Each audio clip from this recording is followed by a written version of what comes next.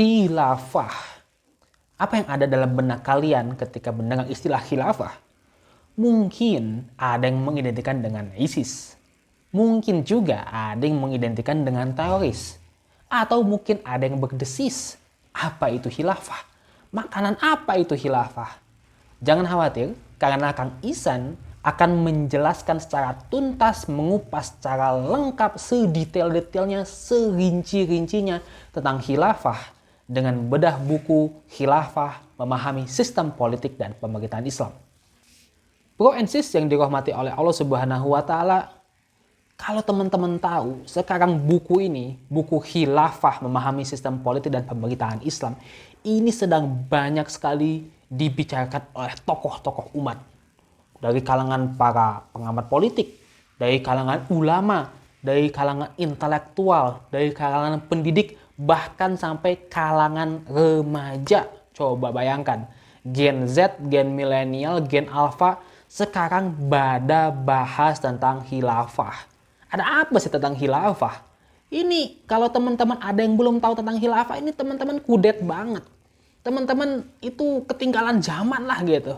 Kalau ini hari tahun 2024 belum bicara khilafah gitu. Kenapa? Karena ini sedang sedang viral dan teman-teman harus tahu, harus FOMO terhadap perkara-perkara yang besar ini.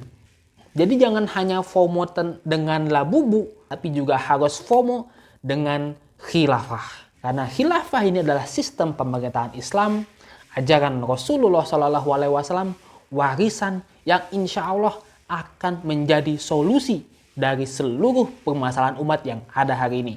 Jadi siapkan snacknya, siapkan es tehnya, siapkan cemilan-cemilannya untuk menikmati perjalanan pembahasan tentang khilafah. Bro and sis yang dirahmati oleh Allah Subhanahu wa Ta'ala, teman-teman sekalian mungkin mengenal Islam. Dan Islam ini merupakan risalah. Risalah itu berarti ajaran atau wahyu yang diturunkan oleh Allah Subhanahu wa Ta'ala kepada Rasul Shallallahu Alaihi Wasallam. Sifatnya universal. Islam ini tidak hanya lokal, hanya berlaku di Arab Saudi, tidak. Hanya berlaku di Jazirah, hanya berlaku di Timur Tengah, tapi Islam berlaku juga di Indonesia. Islam berlaku juga di Jepang, Islam berlaku juga di Inggris, Islam berlaku di seluruh dunia.